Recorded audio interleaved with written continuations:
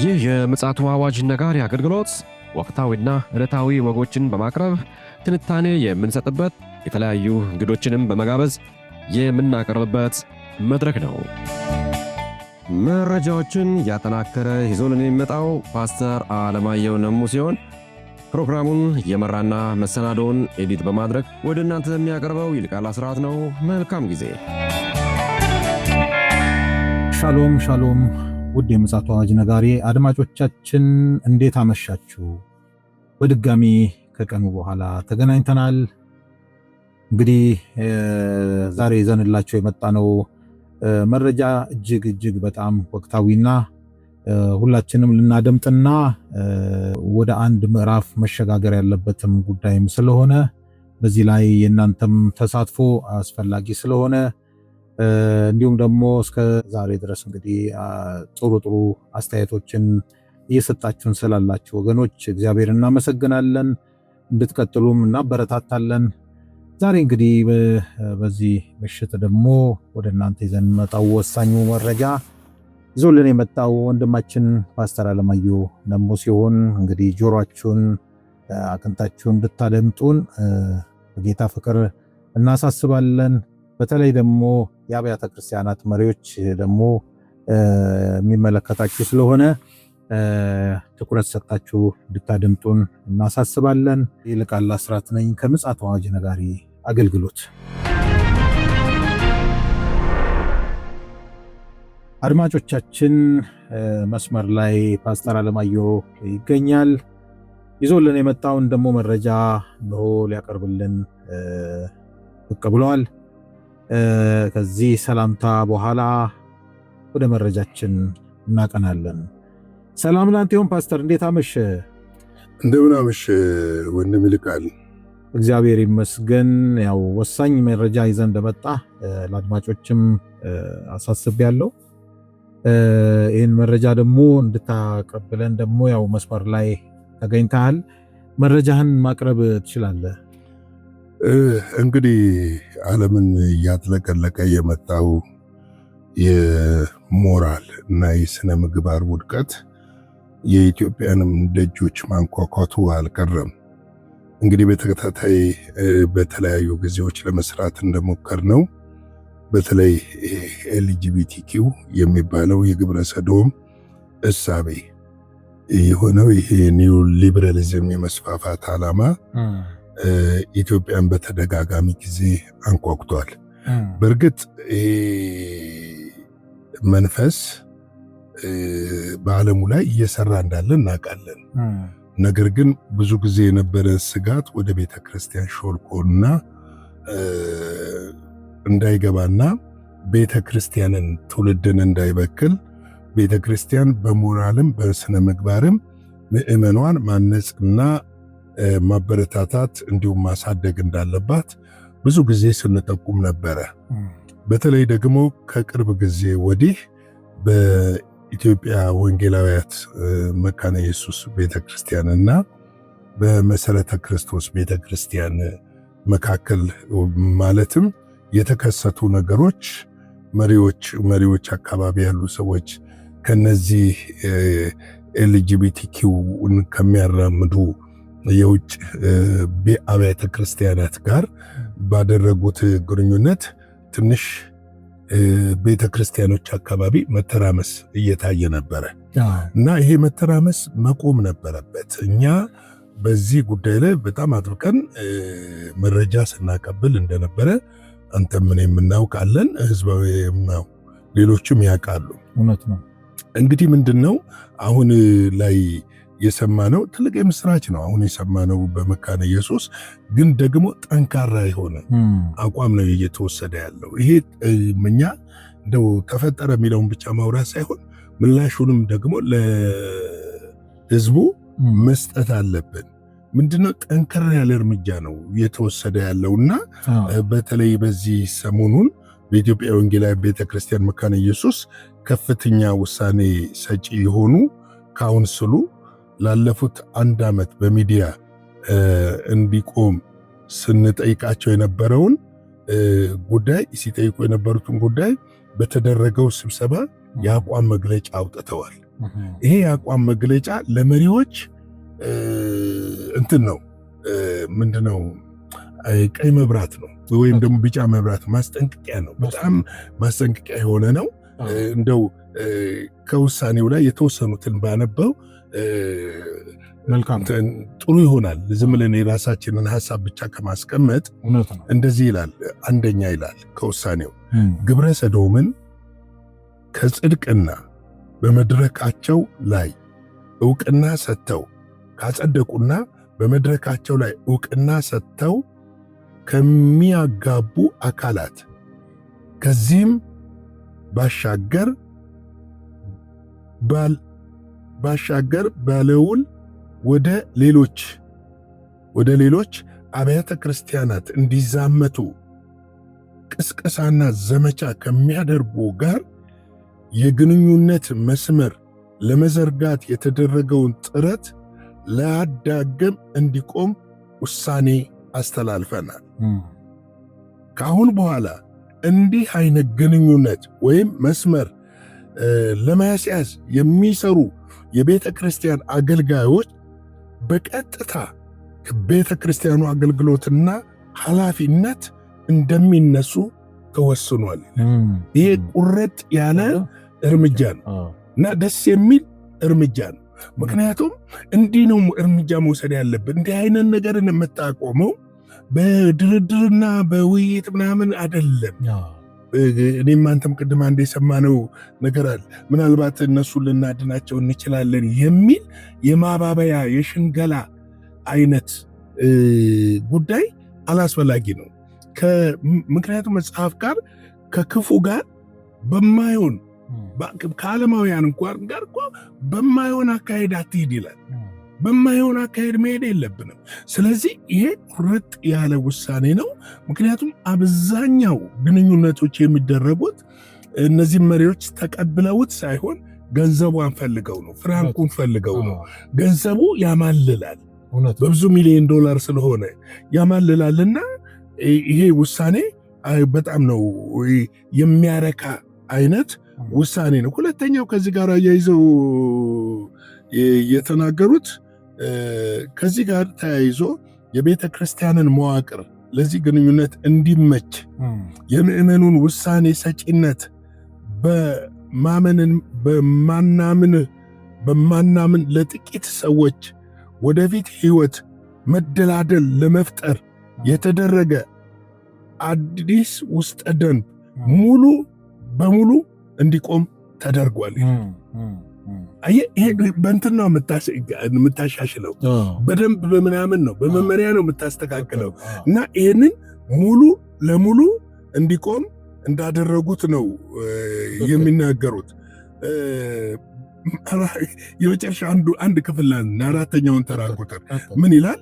በመጨረሻም የሱዲን ቤተ ክርስቲያን ተልእኮን ለማስፈጸም ይሆናል ተብሎ ለእጩነት እንዲቀርቡ የተደረጉ ግለሰቦች አጠቃላይ ርብርብ እንዲከሽፍ ተደርጎ የቤተ ክርስቲያን የምርጫ ሂደት በሰላምና እንደ ቀድሞ ምሳሌነት ባለው መልኩ በመደማመጥ በረጋ በሰከነ ሁኔታ መጠናቀቅ ለመረዳት ችለናል። እግዚአብሔር አምላክ የተመሰገነ ይሁን ይላል። አሜን። ትልቁ ግንኙነት የነበረው ተመልከት፣ ሲኖዶሱ ወይም ደግሞ እዛ አካባቢ የነበረው ከሱዲን ይሄ ግብረ ሰዶምን ከተቀበሉ ዋናው የመካነ ኢየሱስ መመስረት ምክንያት የሆነችው እቺ የስዊዲሽ ቤተክርስቲያን ሉትራን ቤተክርስቲያን ከዛ ጋር ግንኙነት ያው በእርዳታ በመሳሰሉት ነገር ድጋፍ ታደርግ ነበረ። አዎ ይሄ ነገር ምን መሰለ፣ እኔ አሁን በቤተ ክርስቲያን ደረጃ እነዚህ የተወሰዱ እርምጃዎች በጣም ይበል የሚያስብል ነው፣ ደስ የሚያስብል ነው። ከመግለጫ በዘለለ ደግሞ ትውልድን ማስተማርና ማነጽ ማሳደግ ወይም ደግሞ ለትውልድ ድጋፍ ማድረግ ያስፈልጋል፣ መከታተል ያስፈልጋል። ሌላው ምንድነው የወላጆች ልጆች ያላቸው ወላጆች ልጆቻቸው የት እንደሚውሉ ምን እንደሚሰሩ ለነሱም የቤተሰብ ትምህርት ቤተክርስቲያን ሊኖር ይገባል። ይገባታል። ምክንያቱም በዚህ በመጨረሻው ዘመን የቤተሰብ ትምህርት አስፈላጊ ነው እና ቤተሰብን እንዴት ነው ቤተሰብ ልጆቹን መምራት ያለበት?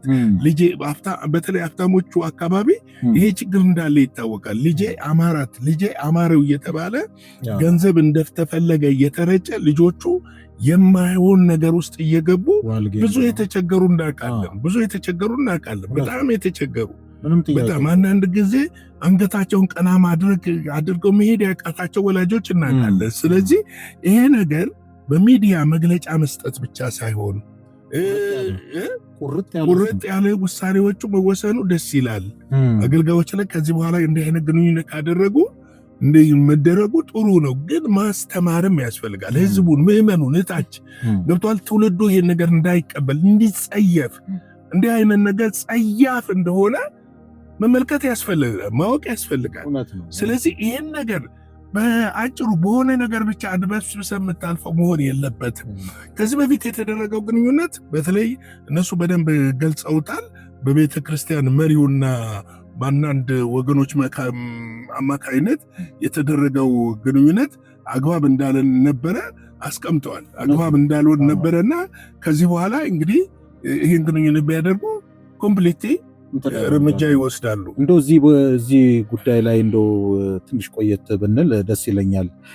ቅድም አንድ መረጃ እያየው ነበርና በአሜሪካን ውስጥ ይሄ አሁን አንተ ቁርጥ ያለ ውሳኔ ስትል አንድ መረጃ እያየው ነበር። ፍሎሪዳ ማያሚ የምትባል ከተማ ላይ በቀድሞ መንግስት ውሳኔ በተለይ ይሄ መንገድ ማቋረጫ እኛ ዜብራ የምንለው ማለት ነው እና ቀለሙን በነሱ አይከን በሆነው ይሄ በሬንቦ በሚባለው ቀለም ያሸበረቀ መንገዶች ነበሩና የሚገርም ነገር ከ15 ቀን በፊት በዶናልድ ትራምፕ ትዕዛዝ ፍርስርሱ እንዲሆን መደረጉን ሲቢኤስ ኒውስ ገልጿልና አድማጮችም ያንን ሄደው ማየትም ይችላሉና ይሄ ቆራጥ የአመራር ውሳኔ ይመስለኛል እና ሰዶማውያንን ፀጉር ያስነጨም ተግባር ሆኗልና እንደዚህ መሆን አለበት የሚል አቋም መያዝ አለበት። እንደው ምናልባት ጠንካራ ያለ መልስ እንድትሰጥም ስለፈለኩ ምን መሰለ፣ በመንግስት ደረጃ ውሳኔ መወሰን አለበት። የፍትህ አካሉ የኢትዮጵያ ህገ መንግስት በወንጀለኛ መቅጫ አንቀጹን አላስታውሰውም እንጂ እንደዚህ አይነት ተግባር የሚፈጽም በወንጀለኛ መቅጫ እንደሚቀጣ እንደ ወንጀል ነው የሚታወቀው። ፍትሐብሔር ገንዘብና ንብረት ነክ ነው፣ ወንጀል ነው። በወንጀል ነው የሚጠየቀው። በወንጀል የሚጠየቅ ስለሆነ ወንጀለኛ እንደ ወንጀለኛ ስለሚቆጠር ይህን ነገር ተከታትሎ ከዚህ በፊት ማሳስበናል። ይታወቃሉ እኮ ከተማ ውስጥ እኮ መረጃ አለ። እንዲህ አይነት ተግባር የሚፈጽሙ ቤቶች ይታወቃሉ፣ ሰፈሮች ይታወቃሉ፣ ምሽት ቤቶች ይታወቃሉ። ስለዚህ ይሄንን ከስሩ እንደ ሀገር ማንነቅል ከሆነ መንግስትም ልማት ላይ የሚለፋውና የሚያደርገው ነገር በእግዚአብሔር ዘንድ እርግማን ነው ይዞብን የሚመጣው። ይህ እርግማን ነው፣ ከርስ ነው። ዛሬ ለምሳሌ አሜሪካ ውስጥ ይህ ሁሉ አለመረጋጋቶች የሚፈጠሩበት የፖለቲካ ትርምሶች የሚኖሩበት ምክንያት አሜሪካውን የተረጋጋች ሀገር ትመስላለች፣ ግን አይደለችም። ትውልዱ ወድቋል። ከእግዚአብሔር ነው የተለየው። ከእግዚአብሔር የምትለይ አገር ደግሞ ትጠፋለች። ምንም ጥርጥር ሀብት ቢኖር ትርጉም የለውም። ሀብትን የሚረከብ ትውልድ ከሌለ፣ ትውልድ ላይ ካልሰራህ ምንድን ነው የሚያደርገው? ስለዚህ የሚጠቅም ነገር የለም። ስለዚህ ይሄ ጉዳይ ሊታሰብበት ይገባል እንላለን፣ እንደ ሀገርም እንደ ቤተ ክርስቲያን። እኔ አንድ የገረመኝን ነገር ልንገርህ። እነዚህ ሁለት ጃይንት ቤተ ክርስቲያኖች ናቸው። ይሄ ነገር ተከስቶባቸው ሳይሆን ግንኙነት ገና ከመፍጠራቸው የምዕመኑ ስር ያለው አመራር ጥንካሬ፣ የቀደሙ አባቶች ጥንካሬ ይሄን ነገር ማስቆም ችለዋል። ፕሬዝ ጋድ፣ እግዚአብሔር ይመስገን። ግን እነዚህ ሁለት ጃይንት ቤተ ክርስቲያኖች ደግሞ የካውንስሉ አባል ናቸው። ከዛ ደግሞ አንደኛው የአብያተ ክርስቲያናት ህብረት አባል ነው። ህብረቱም ካውንስሉ ምንም ሲል አትሰማ። አግባብም አይደል በፍጹም። የካውንስሉ አቋሙን መግለጥ አለበት። በዚህ ነገር አቋሜ ይሄ ነው። እንዲህ አይነት ነገር ይዞ የሚመጡ ቤተክርስቲያኖችን ከካውንስሉ ልሰርዝ ይችላለሁ ብሎ በግልጽ ህብረቱን በግልጽ ማስቀመጥ አለበት። ምን ያህል አየ በገንዘብ መነካካትና መታከክ ይገብቷል። ይሄ ለሀገርም ለቤተ ክርስቲያንም የማይበጅ ይሉንታ አትለው አብሮነት አትለው ድጋፍ አትለው አይነት ነገር መኖራቸውን የሚያመለክት ነው። እግዚአብሔር ይመስገን። እግዚአብሔር ግን እኔ አምናለሁ ኢትዮጵያን ለእንደዚህ አይነት ነገር አሳልፎ አይሰጥም። እውነት ነው። እግዚአብሔር እጅ አለች በምድራችን ላይ፣ እሷ ትጠብቀናለች እላለሁ። እንግዲህ ቅዱሳንም ጸልዩ። በሌላ ጊዜ ደግሞ ምን ደረሰ ይሄ ነገር እውነት ነው ወይ ተተግብሯል የሚለውን ነገር ይዘንላችሁ እንመጣለን። ሻሎም። ጌታ ኢየሱስ አብስቶ ይባርክ ፓስተር። እውነት ነው። እንግዲህ እኛም ይህን ጉዳይ እየተከታተልን በተለይ ደግሞ የሚመለከታቸው ሰዎች በማግኘት መረጃዎችን ለቅዱሳን የምናደርስ ይሆናል። ይሄ ተግባር እንደው በዚህ በአገርም ደረጃም ብትለው በፖለቲካም ደረጃም ብትለው በጤናም ከጤናም አኳያ በጣም በጣም በጣም ጸያፍና የተወገዘ ተግባር ነው እና እንዳልከው መዓትና እርግማን ቁጣ የእግዚአብሔርን ቁጣ የሚያመጣም ስለሆነ በተለይ ደግሞ መንፈሳዊ ነን የምንል ተቋማት ከዚህ ተግባር በመቆጠብ ትውልዱን ማትረፍ እንዳለብን የኛም ጽኑ አቋም እንደሆነ በዚሁ መሰመር እንዳለበት እናሳውቃለን። ውድ አድማጮቻችን እንግዲህ በተከታታይ በዚህ ጉዳይ ላይ ብዙ መረጃዎችን ወደ እናንተ እንዳመጣን ይታወቃል። ምናልባት ይሄ ጉዳይ አልሰማንም የምትሉ ወገኖች ካላችሁ መለስ ብላችሁ በቻናላችን መረጃውን ማግኘት እንደምትችሉ እግረ መንገዳችንን ማሳሰብ እንወዳለን። ለዛሬ ምሽት እንግዲህ ይዘን የመጣነው መረጃ ይህንን የመሰለ ነው። እግዚአብሔር ፈቃዱ ከሆነ ደግሞ በነገው ዕለት ደግሞ በሌላ መረጃና መልእክት ተመልሰን የምንመጣ ይሆናል። መልካም ጊዜ ይሆንላችሁ። ሻሎም። ለዛሬ ይዘን የመጣነው ወቅታዊ መረጃ ይህንን ይመስል ነበረ። በሌላ ጊዜ በሌላ መሰናዶ እስከምንገናኝ ሰላም ለእናንተ ይሆን።